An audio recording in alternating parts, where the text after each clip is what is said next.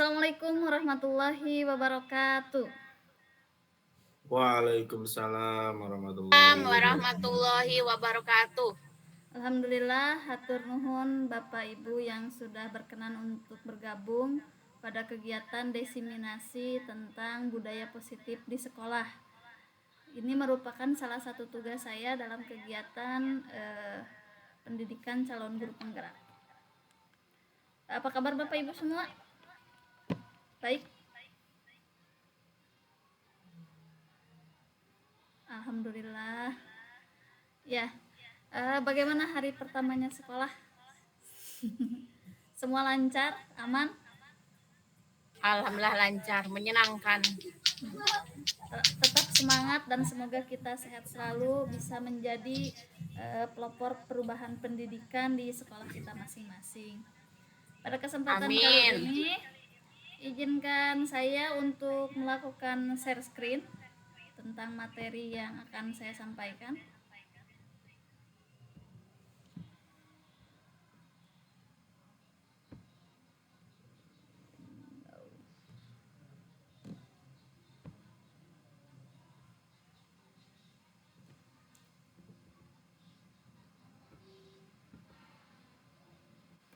Bagaimana? Sudah terlihat?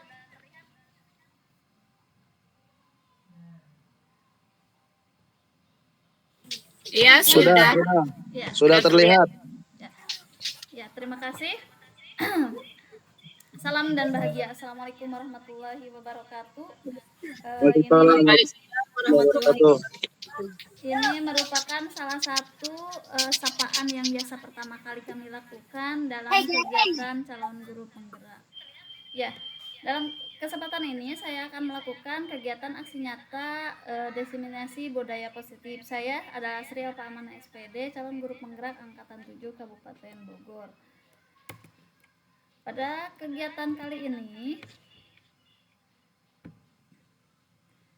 kita akan membahas tentang 6 topik, di mana yang pertama adalah tentang disiplin positif dan nilai-nilai kebajikan universal. Yang kedua, teori motivasi, hukuman, dan penghargaan atau restitusi. Yang ketiga adalah keyakinan kelas. Yang keempat, kebutuhan dasar manusia dan dunia berkualitas. Yang kelima adalah tentang restitusi atau 5 posisi kontrol guru. Dan yang terakhir adalah tentang segitiga restitusi. Tentu Bapak Ibu yang pernah belajar di kegiatan platform Merdeka Mandiri sudah beberapa kali ikut menyaksikan ikut membaca beberapa bagian dari materi ini.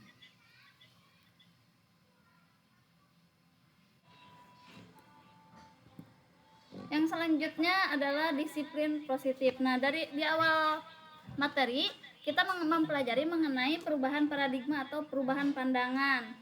Perubahan pandangan ini pandangan tentang bagaimana kita bisa mempengaruhi seseorang. Ini dimulai dari cerita bagaimana di saat kita berdua, kemudian ada seorang si atau kita namakan si A dan si B, salah satunya menggenggam kertas. Nah, di saat si A misalkan yang menggenggam kertas, maka si B akan berusaha untuk membukanya. Pertanyaannya, kira-kira apakah si A itu akan begitu saja membuka tangannya atau tidak menurut Bapak Ibu? Ada yang mau berkomentar? Nah,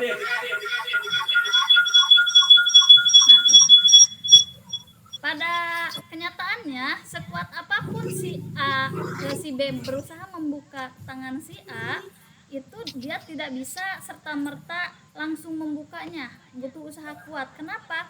Karena keputusan untuk membuka tangan itu adalah tergantung dari diri si A sendiri. Otomatis hal itu tergantung dari mindset sendiri, bukan dari paksaan. Sedipaksa-paksanya dia akan terus mempertahankannya. Tapi beda lagi di saat dia sudah merelakannya atau dari hatinya, dari pikirannya untuk membuka, maka itu akan terbuka dengan sendirinya. Begitupun dengan anak-anak. Anak-anak itu tidak bisa kita rubah, kamu harus rapi, kamu harus belajar dengan rajin, kamu harus mengerjakan PR malam hari. Dia tidak bisa dipaksa seperti itu, karena pada kenyataannya keputusan dia melakukan PR, keputusan dia untuk merapihkan diri, itu muncul dari dirinya sendiri, bukan dari pengaruh orang lain. Ini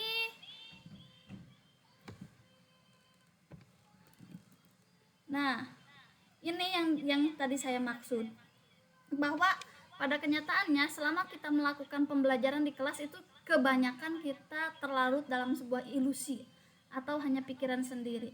Di dalam perubahan paradigma teori kontrol atau teori pilihan, ilusi kontrol, beberapa yang dibahas adalah yang pertama, ilusi guru mengontrol murid. Jadi anak-anak rapi itu hanya sekedar ilusi saja, ilusi bahwa anak itu nurut karena gurunya.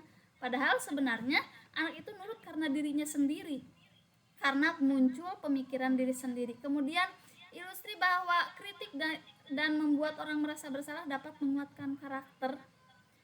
Selanjutnya, ilusi bahwa semua penguatan positif efektif dan bermanfaat. Yang dimaksud di sini, ilusi bahwa semua penguatan positif itu efektif dan bermanfaat itu hanya seperti di saat kita melakukan penguatan positif langsung anak itu berubah karena kita melakukan penguatan positif. Sebenarnya tidak, karena pada kenyataannya anak itu yang terngiang-ngiang di dirinya itu ya karena sebenarnya kalau kata Ki Hajar Dewantara, si anak dalam teori perubahan itu, si anak itu terlahir itu dengan kertas yang seolah-olah sudah penuh dengan tulisan, dengan coretan. Namun ada kalanya di coretan-coretan itu hanya berbentuk semu, dan tugas seorang guru itu adalah menebalkan. Jadi emang anak itu sudah memiliki dasarnya masing-masing, tidak bisa disamakan. Tidak bisa seorang anak di dalam kelas atau semua anak di dalam kelas kita itu semuanya memiliki kegemaran sama, pinter matematika semua, enggak. Semua anak itu harus pinter ngomong semua, enggak, karena pada dasarnya anak memiliki pembawaannya sendiri-sendiri. Kemudian ilusi bahwa orang dewasa memiliki hak untuk memaksa. Sebenarnya sering kita lakukan bahwa anak itu harus A, B, C, D. Pada kenyataannya keputusan itu ada pada anaknya sendiri, apakah dia ikut apa yang disarankan oleh orang tuanya atau tidak. Semuanya itu tergantung pada dirinya masing-masing. Selanjutnya, pada perubahan paradigma stimulus respon, siapa yang sesungguhnya yang memiliki kontrol? Contohnya ini, untuk stimulus respon, kita mencoba mengubah orang agar berpandangan sama dengan kita. Tapi menurut teori kontrol, sebenarnya kita berusaha memahami pandangan orang lain tentang dunia. Jadi kita tidak bisa mencoba merubah seseorang, tapi kita bisa merubah memahami tentang dunia, bagaimana aturan yang ada di dalam dunia ini. Kemudian perilaku buruk dilihat sebagai sebuah kesalahan. Padahal pada kenyataannya semua perilaku itu memiliki tujuannya masing-masing. Apakah itu perilaku buruk ataupun yang baik, semuanya itu yang dilakukan oleh manusia di dunia ini semuanya memiliki tujuannya masing-masing. Contohnya, seorang anak mukul temannya, apakah dia tidak memiliki tujuan? Padahal dia memiliki tujuannya sendiri. Contohnya, dia ingin membela diri, dia merasa terhina, maka dia memukul. Atau karena dia ingin menjadi seorang yang terpandang, itu sebenarnya sama-sama tujuan gitu. Jadi di dalam materi ini kita tidak bisa menyalahkan anak. Selanjutnya, orang lain bisa mengontrol saya, padahal yang bisa mengontrol itu hanya diri sendiri. Saya bisa mengontrol orang, tidak ada orang yang bisa mengontrol orang lain. Kemudian pemaksaan ada pada saat bujukan gagal. Sebenarnya ini adalah merupakan kolaborasi dan konsensus menciptakan pilihan-pilihan baru. Pilihan-pilihan itu apakah pilihan positif atau negatif. Intinya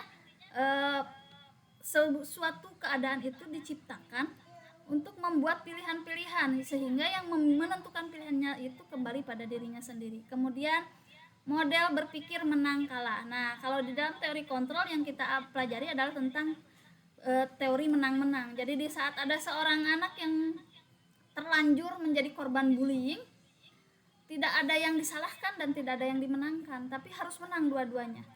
Harus menang dua-duanya. Di saat si pembuli itu kita tidak bisa menyalahkan, tapi kita harus menggiring anak tersebut untuk menyadari kesalahannya, sehingga dia menemukan hal positif yang seharusnya dia lakukan, menemukan sendiri berdasarkan pemikiran sendiri, berdasarkan pertimbangan sendiri. Sedangkan untuk si korbannya, maka kita juga memberikan pilihan apa yang ingin dia lakukan. Apakah dia ingin membalas apakah dia ingin memaafkan itu tergantung pada dia, sehingga kedua belah pihak merasa senang dan tidak dirugikan. Selanjutnya di sini ada disiplin positif menurut teori kontrol dari Dr. William Glasser. Di sini yang pertama poinnya adalah Anda tidak bisa mengontrol orang lain, hanya Anda yang bisa mengontrol diri sendiri seperti yang tadi saya sampaikan.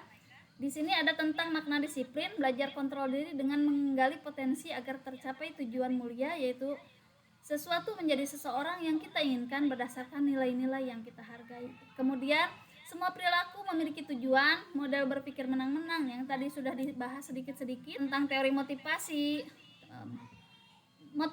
Motivasi itu pada manusia ada 3 jenis. Yang pertama ada teori motivasi melakukan sesuatu itu hanya untuk menghindari hukuman. Yang kedua, motivasi untuk mendapatkan imbalan. Contohnya motivasi untuk menghindari hukuman, misalkan seorang anak dia datang tepat waktu pagi-pagi. Kenapa? Karena dia tidak ingin dihukum oleh gurunya. Atau seorang anak mengerjakan ulangan dengan sebaik mungkin, motivasinya karena dia ingin mendapat juara 1 agar dapat hadiah seperti itu, atau dalam suatu perlombaan melakukan sesuatu yang terbaik. Kemudian untuk menghargai diri sendiri. Nah, ini adalah merupakan posisi yang paling tinggi itu terjadi di saat motivasi seseorang itu sudah terlepas lagi dari imbalan, terlepas dari hukuman, tapi karena keinginan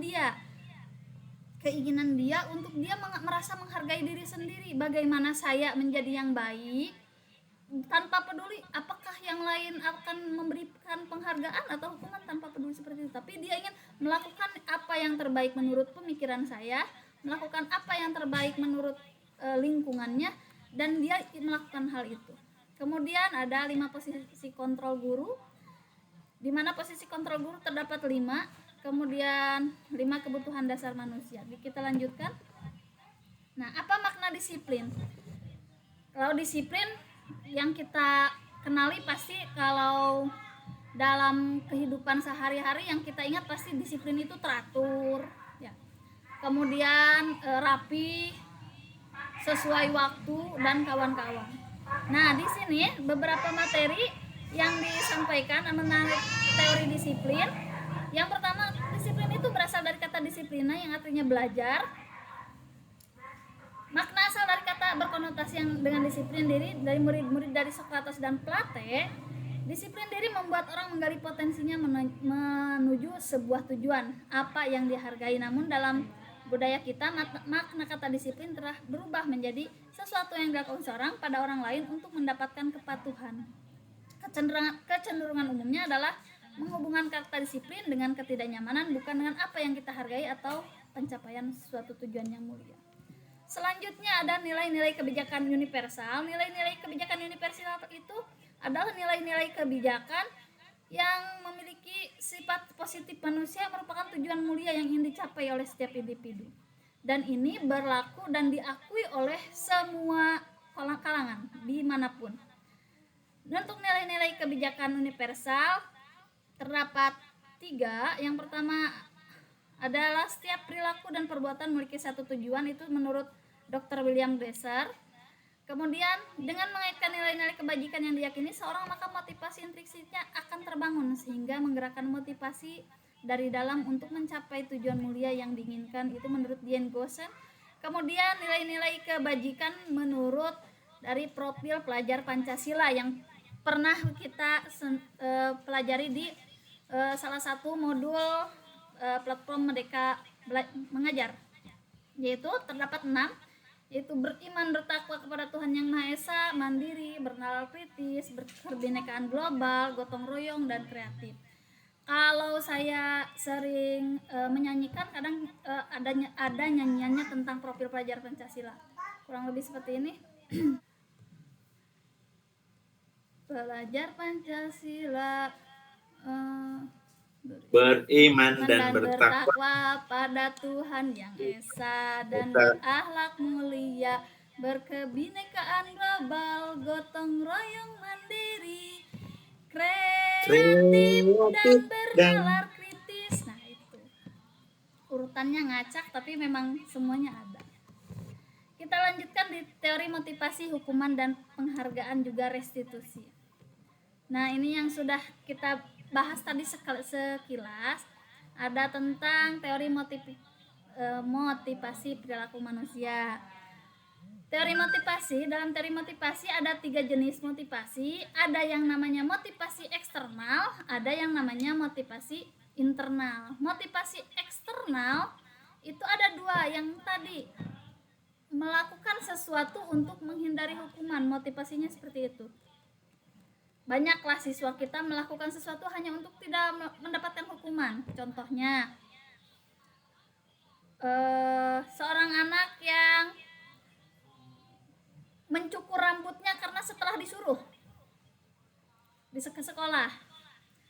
Besok tidak boleh ada yang rambutnya masih gondrong, besok pulang sekolah dia langsung potong. Jadi motivasi dia memotong rambut karena tidak mau dihukum. Atau yang tidak duduk rapi tidak akan pulang, dia duduk dengan rapi baru, tapi padahal sebelumnya dia berkeliaran. Itu adalah motivasi eksternal, yaitu motivasi yang timbul dari lingkungannya. Kemudian selain itu ada untuk mendapatkan imbalan atau penghargaan. Contohnya, seorang anak berlomba-lomba di kelas untuk melakukan sesuatu dengan yang terbaik. Setelah itu dia mendapatkan penghargaan dari gurunya. Misalkan, "Oh, hebat." Misalkan, "Fahmi hebat, Ajmi hebat." Ataupun dikasih hadiah berupa permen, coklat. Nah, itu motivasinya dari eksternal. Nah, untuk motivasi internal, dia hadir dari dirinya sendiri. Dia mengerjakan tugas dengan sebaik mungkin karena dia ingin menghargai diri sendiri.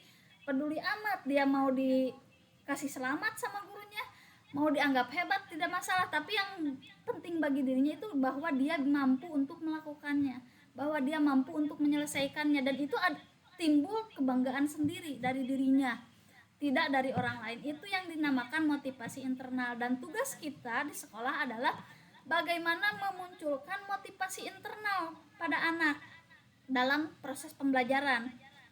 Apakah itu dia melakukan hal kebaikan baik dari sikap, sifat. Tujuan dari pendidikan itu untuk membangun itu semua, membangun motivasi internalnya, sehingga misalkan guru tidak ada, dia tetap semangat belajar. Di saat ada tugas, meskipun tidak diancam harus dikumpulkan, tapi dia tetap melaksanakannya. Karena apa? Karena jadi sebuah kebutuhan. Saya ingin tahu, itu motivasi internal. Saya harus rapi agar saya merasa senang. Kalau saya terlihat rapi dan bersih, itu saya senang gitu. Ini saya, seperti itu. Tidak perlu dia menunggu pujian dari yang lain atau pujian dari pihak lain. Itu yang namanya motivasi internal atau motivasi yang keluar dari dirinya sendiri. Dan ini adalah merupakan motivasi yang paling tinggi. Sama seperti kita juga guru, datang tepat waktu ataupun kita melaksanakan tugas dengan sebaik mungkin, bukan karena ingin dihargai oleh kepala sekolah, bukan karena kita ingin disebut hebat oleh teman-teman yang lain, bukan, tapi karena ini tugas saya dan saya ingin melakukan sebaik mungkin untuk anak-anak saya. Seperti itu. Selanjutnya, nah, kata merdeka oleh KHD. Nah, merdeka itu artinya tidak hanya terlepas dari perintah, tapi juga cakap untuk memerintah diri sendiri. Dan ini kelanjutannya adalah merdeka itu tidak akan tercapai tanpa adanya disiplin yang tinggi. Dan jika seseorang tidak mampu mendisiplinkan diri sendiri, maka ada peran serta pemerintah atau golongan yang lebih tinggi tingkatannya untuk mendisiplinkannya. Itu salah satu menurut KHD. Jadi yang ditekankan itu adalah tentang disiplinnya. Dengan disiplin maka seseorang bisa merdeka. Dengan disiplin sebuah negara bisa merdeka. Kemudian selanjutnya dihukum oleh penghargaan. Ini yang sering hangat dibicarakan, bahwa ternyata penghargaan yang kita berikan kepada siswa itu tidak selalu menjadi sesuatu yang baik bagi anak, karena ada istilah di dalam guru penggerak itu, ada istilah dihukum oleh penghargaan, bahwa penghargaan berlaku sama dengan hukuman dalam arti meminta atau membujuk seseorang melakukan sesuatu untuk memenuhi suatu tujuan tertentu, dari orang yang meminta atau membujuk. Dorongannya eksternal dan akan ada faktor ketergantungan. Nah, menurut Alpicon, beberapa dampak dari pemberian penghargaan itu yang pertama, pengaruh jangka panjang dan jangka pendek. Misalkan kita di kelas ngasih anak ya Pak Hafid, ada yang ingin disampaikan? Silakan. Apa kemencet?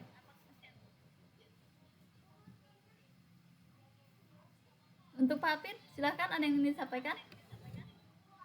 Nah, tidak masuk. Oke, kita lanjutkan.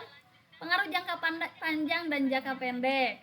Jangka panjangnya misalkan kita sekarang ada anak yang bisa mengerjakan tugas di depan kelas atau ngisi sebuah soal dengan benar, kita kasih hari ini coklat. Besok-besoknya jika ada hal yang seperti itu juga kita harus bisa melakukan hal seperti itu. Apalagi dengan anak yang berbeda. Pertanyaannya, apakah Bapak Ibu guru mampu terus-terusan ngasih hadiah tiap hari ke anak yang sudah berhasil melakukan sesuatu yang baik atau sudah berhasil menyelesaikan sebuah tugas? Bagaimana Bapak Ibu? Apakah sanggup? Berat, Bu. Berat ya. Iya. Meskipun itu hanya misalkan sebatang permen harga Rp500. Misalkan pada jam pelajaran pertama ada yang selesai, kita kasih permen 1. Jam pelajaran kedua ada 3 orang menyelesaikan 3 soal, tambah 3. Wah, sehari berapa? Kali berapa hari? Wah, saya rasa tidak akan bisa-bisa kita yang kebobolan ya. Itu pengaruh jangka pendeknya itu dalam beberapa. Jangka panjangnya si anak itu jadi kalau mau ke depan, kalau gak ada hadiahnya dia gak mau. Atau di saat dia ke depan pas kita gak bawa hadiah ya dia kecewa, akhirnya dia memutuskan malas ke depan lagi, hari ini mah gak ada hadiah. Seperti itu. Kemudian ada yang penghargaan itu menghukum. Penghargaan menghukum, kemudian ada penghargaan mengurangi ketepatan, ada penghargaan yang tidak efektif, ada penghargaan yang merusak hubungan. Ini sebenarnya semuanya menyambung, memiliki keterkaitan antara satu dengan yang lainnya. Contohnya seperti tadi, si A mah dikasih permen, pas bagian si B mah enggak, jadi bapak guru mah pilih kasih, pas dia mah ke depan dikasih coklat, saya mah cuman permen, dia mah dikasih permen, saya mah enggak dikasih apa-apa. Ujung-ujungnya dia negatif thinking, netting terhadap temannya dan kepada gurunya. Kamu mah anak emas, bapak mah tidak istilahnya pilih kasih, ibu mah pilih kasih, seperti itu. Kemudian penghargaan mengurangi ketepatan. Penghargaan mengurangi ketepatan itu misalkan kita memberikan sebuah tantangan kepada anak, ayo siapa yang bisa ibu kasih hadiah. Wah, anak-anak istilahnya mengerjakannya cepet-cepetan, sehingga hasilnya ya tidak tepat, tidak sesuai dengan yang kita inginkan, karena yang dipikirkan mereka itu agar cepat selesai dan karena dia ingin segera mendapatkan hadiah, seperti itu. Kemudian penghargaan jadi tidak efektif, karena misalkan hari ini coklat, besoknya kita lagi gak punya duit, permen. Kata anak sekarang mah permen, gak mau ke depan. Nah, dari sana jadi sudah tidak efektif. Kemudian satu lagi, karena anaknya saking pinternya, yang ke depan dia lagi, sehingga yang lainnya males ngapain. Nah, jadi satu kelas itu yang gerak cuma 1 orang, yang lainnya udah males, kita mah gak bakalan bisa, kita mah gak bakalan dapetnya. Kemudian selanjutnya di hukum penghargaan itu ada penghargaan menurunkan kualitas, ada penghargaan mematikan kreativitas, ada penghargaan mengurangi motivasi intrinsik. Penghargaan menurunkan kualitas karena dia ingin segera selesai, padahal dia mampu untuk lebih mengembangkan lagi. Contohnya sedang membuat proyek, siapa yang lebih selesai duluan kita kasih hadiah. Karena dia ingin cepat, maka dia lakukanlah istilahnya nu penting cepat selesai. tanpa dia memikirkan ingin melakukan yang terbaik, karena bagi dia setelah dia selesai cepat maka dia akan bisa mendapatkan hadiah. Nah, itu menurunkan kualitas. Kemudian mematikan kreativitas. Ini biasanya ada di kegiatan seni atau apa ya? Misalkan ya melukis, salah satunya contohnya melukis. Sok, silakan bikin gambar dengan tema apa gitu, misalkan dengan tema misalkan tentang pemandangan. Yang tidak sesuai dengan pemandangan maka di blacklist, yang sesuai dengan pemandangan dapat hadiah. Wah, anak hanya sebatas itu, tidak bisa mengembangkan dirinya, karena kata gurunya yang dapat hadiah itu ya cuman yang sesuai dengan itu saja, dengan tema yang disodorkan saja. Atau kadang membuat lukisan itu karena ingin terlihat bagus, jadi kreativitasnya hilang, karena yang dipikirkannya itu ingin memenuhi keinginan penilai, ingin memenuhi keinginan guru, ingin memenuhi standar guru atau penilai. Jadi hilanglah kreativitasnya. Padahal yang namanya sebuah lukisan yang kreatif itu tidak terbatas. Seperti kita ketahui, yang namanya lukisan kadang cuma coret-coret saja menurut kita, padahal kalau dilihat dan dibaca itu ada sesuatu nilainya, ada nilainya setiap hal seni itu. Kemudian kita lanjutkan.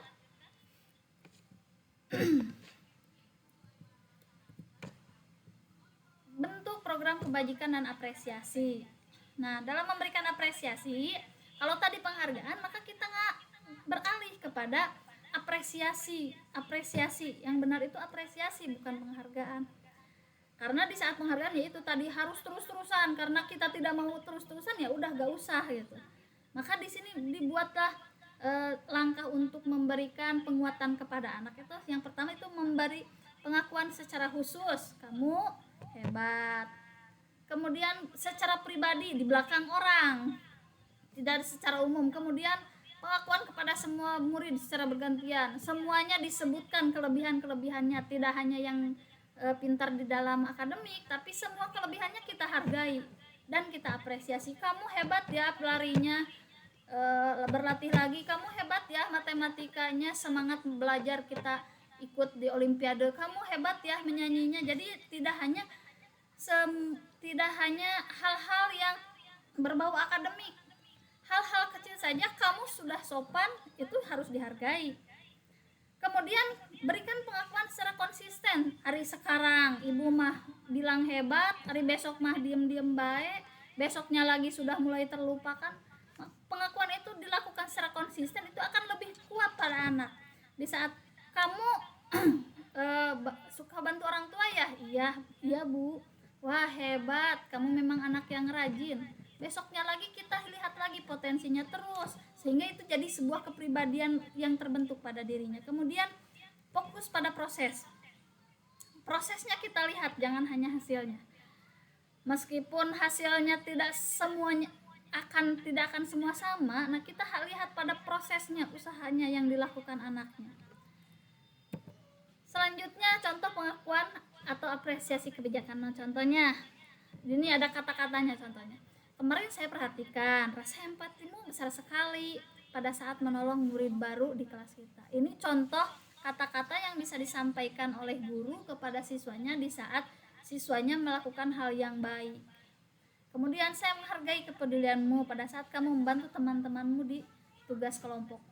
Padahal kalau kita lihat hanya membantu teman di saat tugas kelompok, kadang guru tidak terlalu tidak terlalu melihatnya, tidak terlalu memperhatikannya. Padahal itu merupakan sebuah kebaikan yang muncul pada diri anak sendiri, sehingga kalau kita terus melakukan apresiasi atau pengakuan, dia akan menjadi seseorang yang senang nolong orang lain, senang membantu orang lain, seperti itu. Kemudian kalimat yang lainnya ada, terima kasih untuk rasa tanggung jawabmu pada kamu memungut kertas-kertas yang berserakan di lantai. Secara tidak sadar itu akan membentuk kepribadian siswa sendiri.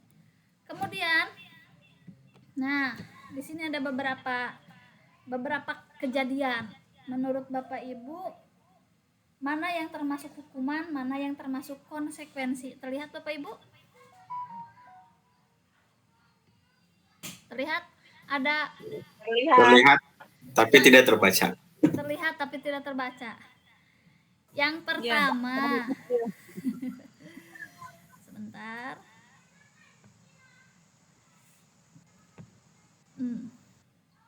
Yang pertama, mencatat 100 kali dalam buku kalimat saya tidak akan terlambat lagi. Kira-kira itu hukuman atau konsekuensi? Konsekuensi. Konsekuensi ya. Konsekuensi. Hukuman. Hukuman, ada yang hukuman, ada yang konsekuensi. Kemudian yang kedua, lari mengelilingi lapangan basket 2 kali karena terlambat hadir. Hukuman. Hukuman. Hukuman. Hukuman. Hukuman. Kemudian murid diminta untuk push up 15 kali karena tidak menggunakan masker. Hukuman ya. Hukuman. Hukuman. Hukuman. Menggantikan kertas tugas teman yang telah dicoret-coret. Konsekuensi. Konsekuensi. Konsekuensi. Kemudian memberikan tumpahan air di meja tulis karena tersenggol pada saat belajar. Membersihkan. Konsekuensi. Konsekuensi. Konsekuensi. Murid disuruh untuk mengenakan sepatu seharian di sekolah karena tidak mengenakan sepatu hitam. Oh, tidak menggunakan sepatu ya maksudnya. Murid disuruh untuk tidak mengenakan sepatu. Kemudian lari mengelilingi lapangan basket. Hukuman. Hukuman. Oke, baik, kita lihat jawabannya. Ini yang pertama benar, hukuman. Yang kedua hukuman. Yang ketiga push up, hukuman. Konsekuensi ganti kertas ulangan yang dia coret-coret sendiri. Bersihkan tumpahan air, kemudian disuruh tidak mengenakan sepatu seharian, hukuman. Lari mengelilingi lapangan basket saat pelajaran PJOK itu termasuk konsekuensi. Terkecoh beberapa dan alhamdulillah benar kebanyakan. Selanjutnya ada hukuman, ada konsekuensi. Perbedaan hukuman dan konsekuensi. Kalau hukuman itu sesuatu yang menyakitkan dan harus terjadi. Seperti tadi disuruh lari, ya dia merasa pasti tidak terima. Sesalah-salahnya anak saat disuruh lari itu pasti tidak terima. Kemudian sesuatu yang harus terjadi. Kalau konsekuensi itu sesuatu yang harus terjadi. Kemudian hukuman lagi membuat anak sakit fisik maupun hati. Dibentak, dipukul, itu hukuman. Itu dalam jangka pendek dan jangka lama. Seperti kita misalkan kalau ada bapak ibu yang dulu lagi belajar gak merhatiin atau ketiduran terus tiba-tiba dicubit oleh gurunya. Ada yang masih ingat pernah disakiti gurunya? Kalau saya pernah mengalaminya. Ingat. Pernah. Fisik pernah, hati pernah karena dicurangi nilai sakit. Wah, contohnya seperti itu. Karena yang sesuatu yang menyakitkan itu pasti teringat dalam jangka waktu lama. Bahkan kejadian kita masih SD sampai sekarang pasti masih teringat. Kemudian anak membenci kedisiplinan. Karena hukuman itu akan membuat anak membenci kedisiplinan. Karena misalkan kamu rambutnya panjang, ibu dipotong dan saat seenaknya gitu dipotong. Kemudian mendorong anak menyakiti diri sendiri. Hukuman juga bisa menjadi sebuah konsep diri yang buruk karena saya terus dihukum, saya mah akan jadi manusia yang salah terus. Itu kalau hukuman itu seperti itu, karena sering dihukum berarti saya mau melakukan apapun pasti bakal salah. Gak usah saya jadi seseorang yang baik karena menurut pandangan gurunya saya sudah salah. Saya sudah seperti seseorang yang memang ditakdirkan untuk salah terus. Kemudian itu konsep diri yang buruk. Kemudian anak belajar untuk menyembunyikan kesalahan karena dulu juga saya dihukum. Jadi di saat dia melakukan kesalahan maka dia akan berusaha untuk menutupinya. Apakah dia dengan berbohong atau dengan melakukan istilahnya acting gitu, seperti acting. Kemudian akan timbul merasa marah, rasa bersalah, dipermalukan, merasa tak dihargai. Contohnya, kamu salah, ayo lari. wah lari disorakan teman-temannya. Nah, di sana dia merasa dipermalukan sehingga hilanglah kepercayaan dirinya. Sedangkan untuk konsekuensi sendiri bentuknya adalah pertama membuat anak merasa tidak nyaman dalam jangka waktu pendek. Kemudian anak menghargai disiplin, ada stimulus, ada tanggapan. Kemudian mendorong anak agar mudah menyesuaikan diri. Konsep diri yang baik, anak belajar untuk mematuhi peraturan, kehilangan hak, dibuat tidak nyaman, diasingkan untuk sementara atau time out. Itu sebuah konsekuensi.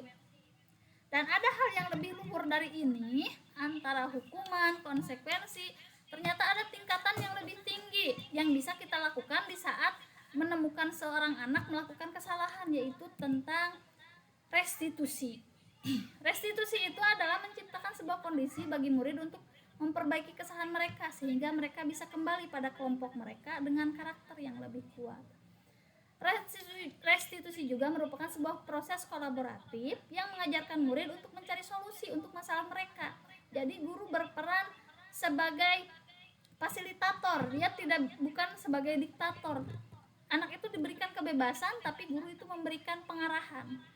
Kemudian membantu murid untuk berpikir tentang orang seperti apa yang mereka inginkan menjadi tujuan mulia atau bagaimana mereka harus memperlakukan orang lain. Itu dia gali dari pemikiran dia sendiri sehingga dia memberikan keputusan. Kita lanjutkan.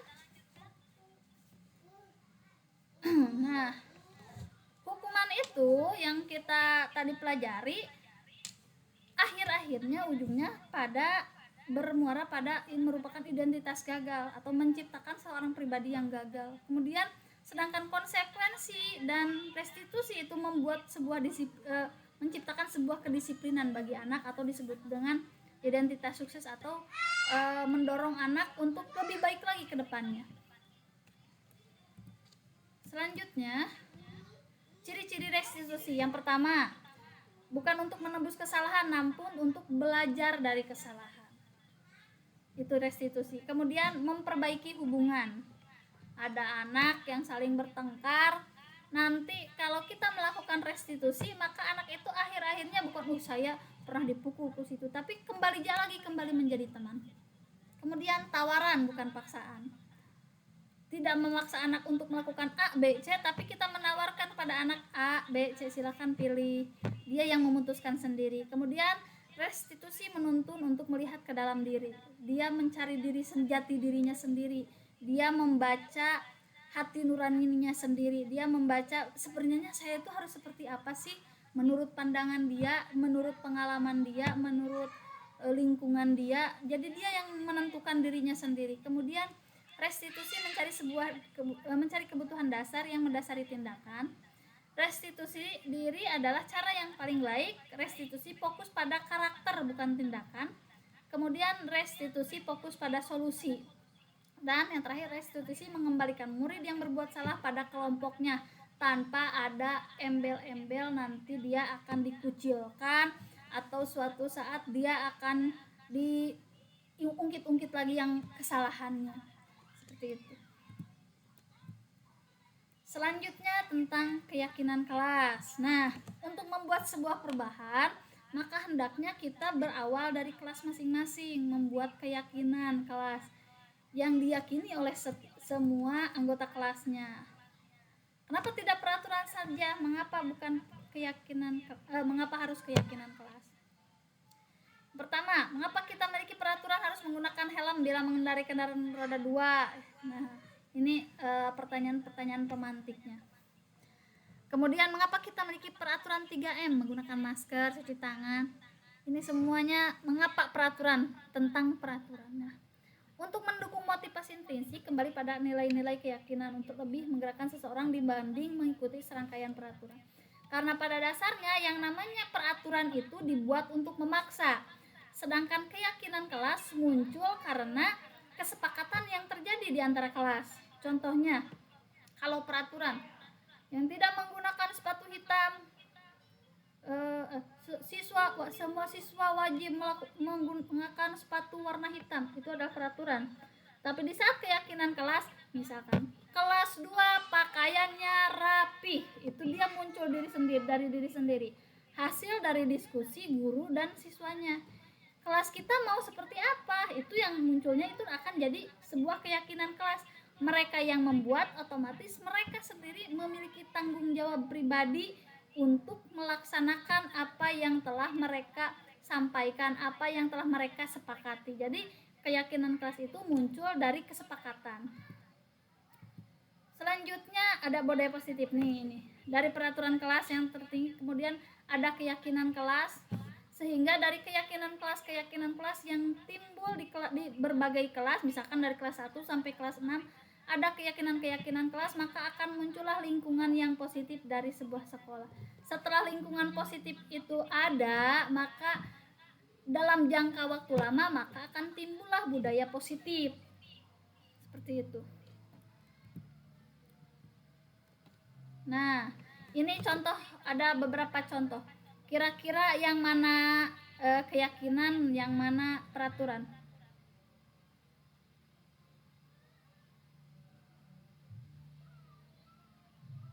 Ada yang mau berpendapat?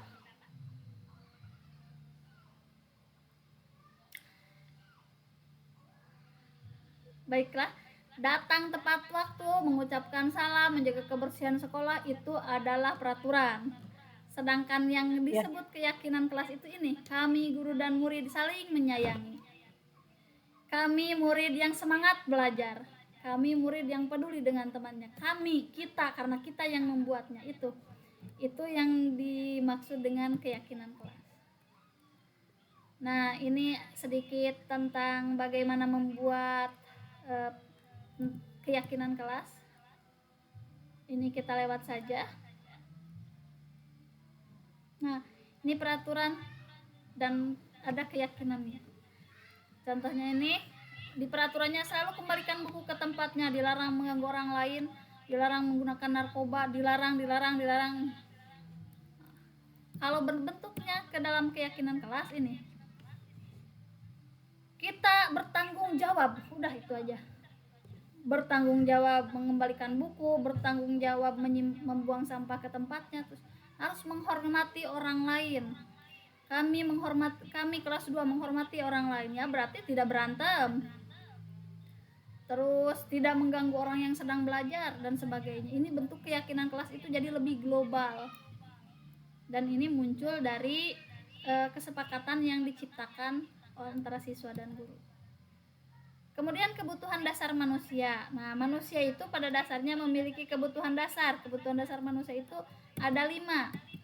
Yaitu yang pertama, kebutuhan bertahan hidup, makan, minum, punya tempat tinggal, itu kebutuhan dasar untuk bertahan hidup. Yang selanjutnya, kasih sayang dan rasa diterima. Saya yakin setiap manusia, bahkan siswa kita salah satunya ingin merasa disayangi, ingin merasa diterima, tidak ingin dikucilkan, tidak ingin dimarahi. Pasti itu merupakan kebutuhan si anak salah satunya. Kemudian ada kesenangan, ingin merasa bahagia, ingin merasa senang saat belajar. Kemudian kebebasan, bebas berekspresi, bebas berpendapat.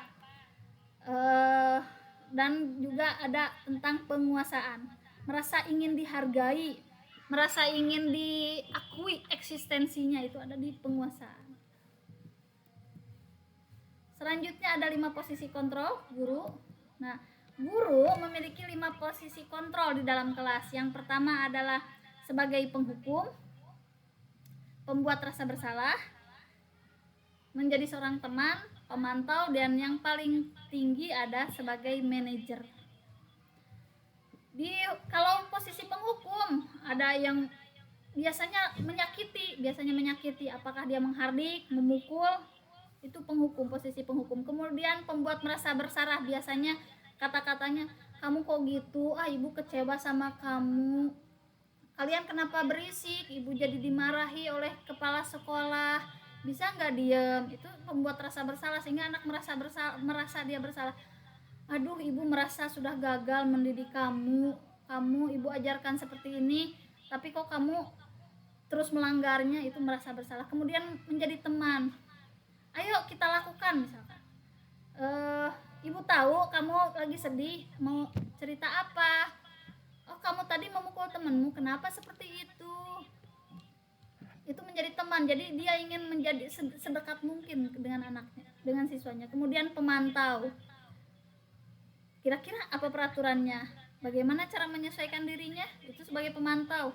Jadi kita membanding-bandingkan keadaan dan keadaan yang terjadi dan keadaan yang diinginkan, itu sebagai pemantau. Kemudian sebagai manajer kita mengarahkan anak untuk menyelesaikan atau menemukan solusinya. Contoh kalimatnya, apa yang kita yakini, apa yang bisa kau kerjakan untuk memperbaiki masalah itu. Kemudian itu hal untuk di manajer itu bisa menguatkan pribadi. Kita lanjutkan. Kemudian ini tugas, kita lewat saja. Nah, ini segitiga restitusi yang tadi saya sampaikan, bahwa dalam menyelesaikan permasalahan itu ada 3 keadaan. Yang pertama adalah kita sebagai penghukum, kemudian hukuman, konsekuensi, dan terakhir restitusi. Kalau restitusi tadi ujung-ujungnya adalah menyelesaikan masalah dan mengembalikan anak ke dalam lingkungannya menjadi dengan pribadi yang lebih kuat. Nah, ini langkah-langkah dalam segitiga restitusi. Yang pertama adalah tindakan yang pertama adalah menstabilkan identitas. Contohnya kata-katanya, setiap orang pasti pernah melakukan kesalahan. Tidak apa kamu melakukan kesalahan, itu sudah biasa terjadi. Kemudian lanjut ke langkah selanjutnya adalah validasi kebutuhan. Kamu tentu punya alasan mengapa melakukan itu. Adakah cara yang lebih efektif untuk mendapatkan yang kamu butuhkan? Contoh kata-katanya dalam validasi kebutuhan. Yang selanjutnya menanyakan keyakinan, nilai kira-kira nilai apa yang telah kita sepakati atau keyakinan kelas apa yang sudah kita sepakati. Jadi membuat dia menyadari sebelah mana dia salah. Kira-kira kamu ingin menjadi orang seperti apa? Jadi dia menyampaikannya. Salah satu contohnya di saat kegiatan ada ada 2 orang siswa yang berantem sampai salah satu siswa tersebut seragamnya copot, kancing-kancingnya. Nah, seorang guru bisa melakukan segitiga restitusi itu ya dengan memanggil keduanya, kemudian bertanya menjadi layaknya teman, kemudian mengarahkan mereka untuk mencari solusinya tanpa menyakiti salah satu pun atau tanpa merugikan salah satu pun. Salah satu contoh katanya misalkan, kamu kenapa tadi berantem? Kita meminta anak untuk menjelaskan. Setelah anak menjelaskan, oh seperti itu ya, tidak apa-apa, kamu melakukan itu pasti ada alasannya. Nah, di sana kita menstabilkan identitas siswa yang setelah melakukan kesalahan. Kemudian kita lanjut di validasi kebutuhan. Kamu pasti punya alasan yang melakukan seperti itu dari sana, karena dia alasannya pasti ingin ada tadi ke salah satu kebutuhan itu adalah penguasaan, ingin dihargai. Nah, dari sana kita lanjut, kemudian kita tanyakan keyakinannya seperti apa. Kira-kira apa yang kamu lakukan tadi benar gak menurut kamu? Ingat kan apa yang sudah kita sepakati? Oh iya Bu, menghargai orang lain. Nah, kita terus menggiring dia. Sekarang apa yang ingin kamu lakukannya? Berarti dia harus mencari solusi untuk memperbaiki apa yang telah salah yang dia lakukan gitu. Misalkan kalau tadi temannya sampai copot kancingnya, dia berarti kita arahkan untuk memperbaiki baju temannya gitu, seperti itu. Selanjutnya ini beberapa kalimat yang bisa dilakukan validasi keputusan. Nah, itu saja Bapak Ibu yang bisa saya sampaikan mengenai tentang budaya positif. Jadi intinya budaya positif itu bermula dari keyakinan kelas yang kita buat, kemudian kita lakukan secara terus-menerus sehingga menjadi budaya positif yang terjadi di kelas masing-masing, di kelas-kelas. Nah, budaya positif di kelas-kelas itu nanti akan muncul pada lingkungan positif, budaya positif di sekolah atau perubahan di sekolah, seperti itu. Dan langkah-langkah kita untuk melakukan untuk membuat budaya positif itu, tentu kita harus bisa memanage setiap kesalahan dan setiap tindakan yang terjadi di kelas masing-masing. Salah satunya kita tidak bisa tiba-tiba menghukum anak, kita tidak bisa membiasakan anak bergantung kepada penghargaan, karena tugas seorang guru itu adalah memunculkan motivasi intrinsik yang ada pada siswa itu sendiri. Itu Itu untuk materinya ada yang ingin ditanyakan? Bapak Fahmi, dipersilakan. Open mic dulu, Pak. Siap. Terima kasih, Ibu. Ya. Pertama-tama saya ucapkan terima kasih banyak pada kesempatan kali ini kita khususnya di unit SDN Malasari 5 beserta teman-teman dari SD lain pada sore ini alhamdulillah telah mendapatkan ilmu yang sangat bermanfaat. Terlebih memang apa yang disampaikan tadi merupakan kenyataan-kenyataan yang sering kita temui di ruang kelas kita masing-masing begitu. Sehingga memang manfaatnya sangat besar untuk kami. Saya mewakili teman-teman yang lain mengucapkan terima kasih atas materinya. Hanya mungkin di forum ini kita bisa sambil diskusi mungkin karena kelihatannya yang lain juga udah santai begitu ya. Tidak terburu-buru mengakhiri Zoom ini. Kita diskusi saja begitu. Sebetulnya kalau menurut saya Bu pribadi ya, hal-hal yang diharapkan dan hal-hal yang diupayakan itu bisa saja diterima oleh murid-murid kita. Hanya memang PR besarnya adalah tidak semua murid itu dapat menerima apa yang kita sampaikan dengan tujuan yang kita miliki gitu. Seperti yang tadi banyak kegiatan-kegiatan yang tujuannya ini gitu ya. PR besarnya memang SDM sendiri, SDM murid itu sendiri gitu kan ya. Kalau misalnya apa yang dipaparkan tadi kita ajukan atau kita laksanakan di anak-anak SMP atau anak-anak SMA, hemat saya mungkin bisa saja gitu ya. Nah, untuk SD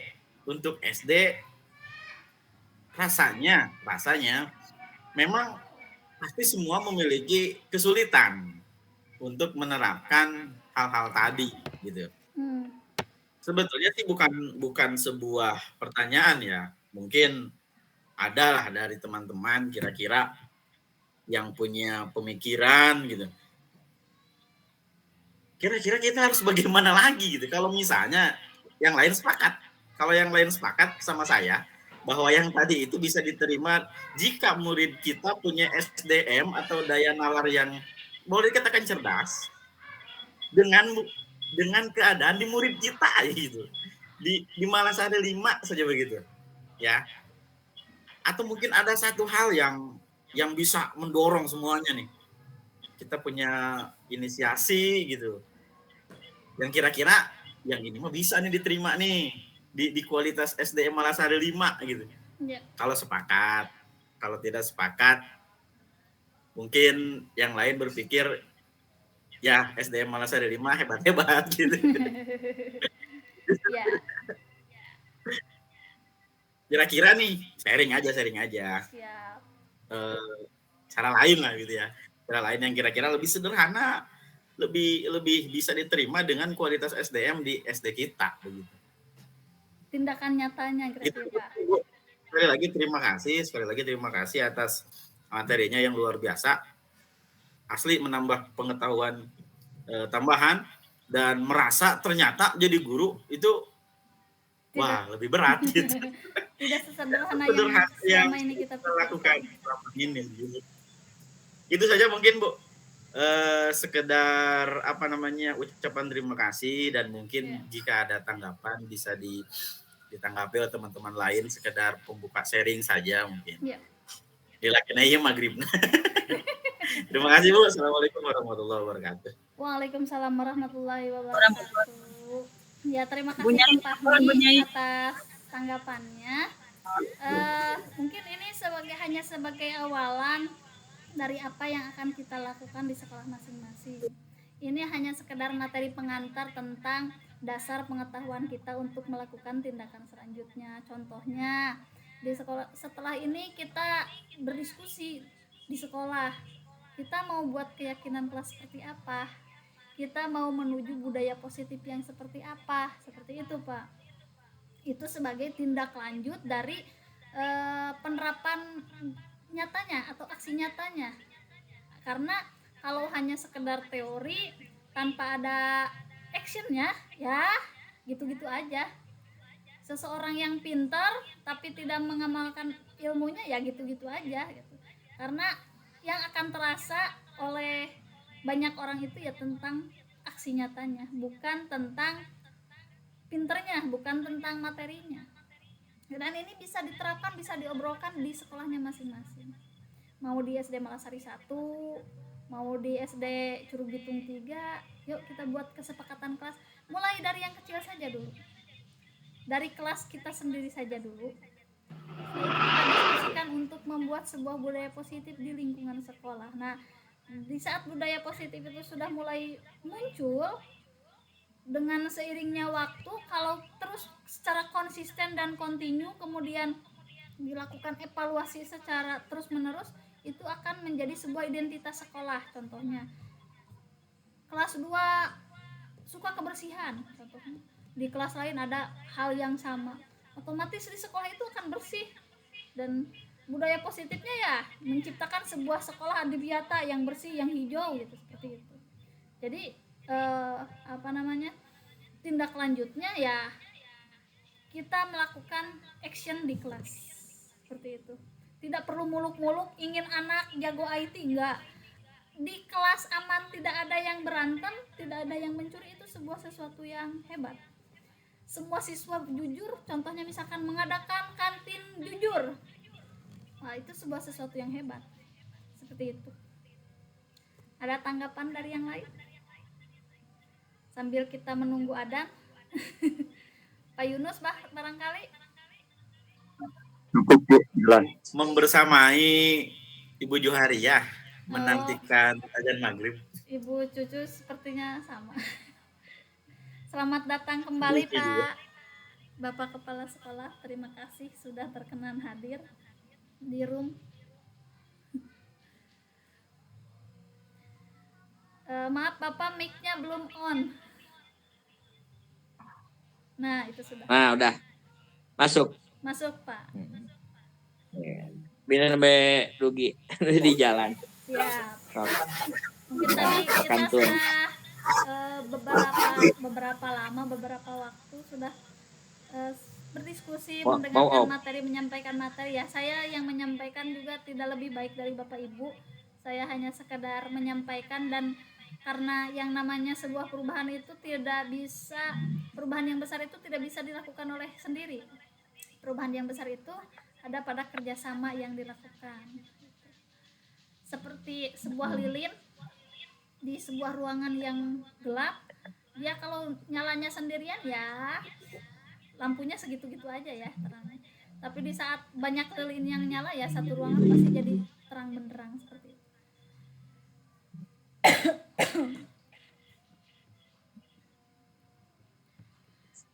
Terus kita sabar. Instruksi. Alhamdulillah, waktunya sudah 1 jam sesuai dengan janji. Ada yang ingin disampaikan kembali Bapak Ibu? Tidak ada? Saran cukup Bu. Baik, kalau tidak ada, karena kita sudah mepet di waktu maghrib, terima kasih Bapak Ibu atas kehadirannya. Mudah-mudahan apa yang saya sampaikan bisa Bapak Ibu ambil kebaikannya dan dibuang jika ada sesuatu yang saya sampaikan salah. Itu kesalahan semata-mata dari kekeliruan saya pribadi. Semoga apa yang saya sampaikan bisa menjadi pemantik Bapak Ibu untuk melakukan perubahan minimal dari diri sendiri, kemudian dari kelas kita masing-masing, dan lebih hebatnya lagi bisa melakukan sebuah perubahan di sekolahnya masing-masing, sehingga sekolah kita memiliki sebuah memiliki keunggulan yang bisa kita banggakan, sehingga di saat sebuah sekolah itu menciptakan sebuah lingkungan yang positif dengan kebudayaan yang hal-hal yang positif, insya Allah siswa-siswi kita yang lulus dari sekolah kita akan memiliki karakter yang positif dan yang baik, dan itu adalah modal utama anak kita, siswa kita untuk bisa hidup di masyarakat. Seperti itu. Akhir kata saya Sri Alfa Amanah mengucapkan terima kasih. Saya tutup dengan ucapan hamdalah. Alhamdulillahirobbilalamin. Assalamualaikum warahmatullahi wabarakatuh. Bisa minta foto bersama dengan Bapak Ibu? Warahmatullahi wabarakatuh. Yang kameranya mati bisa dinyalakan dulu. Ini Bu enggak bisa, enggak ada fotonya. Dihidupin juga. Oke. Siap. Bu Juhariah bisa menampakkan wajahnya. Bu Nyai, mana Bu Nyai? Malah seri 5, malah seri 5. Oke. Hebat. Malah cari satu hiji. Tahan. Print screen. Print screen Pak Fahmi, maaf minta bantuannya. Siap. Bu Nyai mana? Lagi. Bentar dulu, saya kirim dulu di grup. Bentar. Paham. Ya, ini lucu cuma kayak fotoan. Kemana Bu? Ganti gaya. Jempol. Siap. Jempol. 1, 2, 3. Terima kasih Bapak Ibu. Selamat Sama-sama. berbuka puasa Sama-sama, Bu. dan selamat melaksanakan salat maghrib. Assalamualaikum warahmatullahi wabarakatuh. Dadah. Wah, Waalaikumsalam warahmatullahi Terima wabarakatuh. kasih Bu ilmunya.